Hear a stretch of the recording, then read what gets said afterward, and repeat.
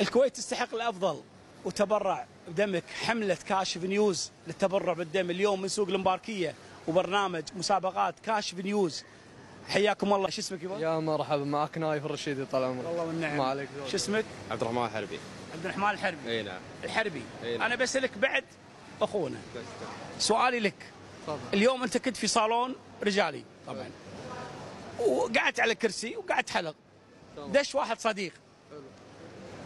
من ربعك مو شايفه من زمان ايا كان. وسوى سنفره وسوى شعر وسوى لحيه وسوى بديكير خربط. تدفع عنه ولا ما تدفع؟ اكيد بدفع عنه. بس خربط واجد. حتى لو يخربط يعني هو داش وشفته خويه هذا. إيه؟ لازم اني ادفع عنه. بس مسخه. يستاهل، دام انه خويه يستاهل والله. كريم. اي والله يستاهل، خويه هذا ما اقدر. موظف؟ اي موظف. موظف؟ إيه. ايه وين تشتغل انت؟ اداره عمل جمارك. بالجمارك؟ إيه. كريم والله. الله يرحمه. زين خلينا نشوف راي صاحبك. بس نفس السؤال لك. ايه تدفع عنه ولا ما تدفع؟ والله بس عكسه. مسخة. عكسه انا.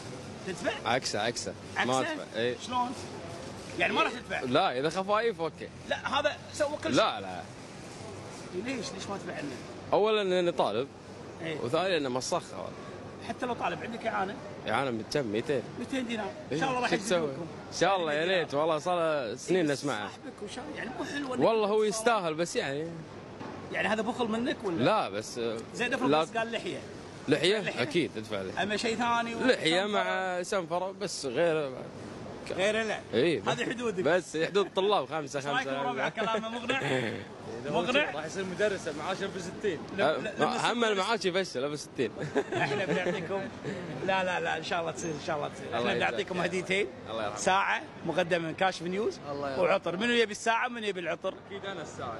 تشكوا. ترى هذا اللي بهدلنا. يبا انت وحظك عاد امسك.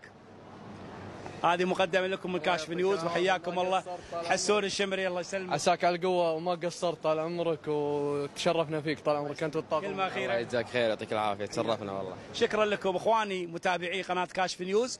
ابي تعليقاتكم على الاحداث مع عيالنا. وش رايكم بكلامهم؟ شكرا لكم.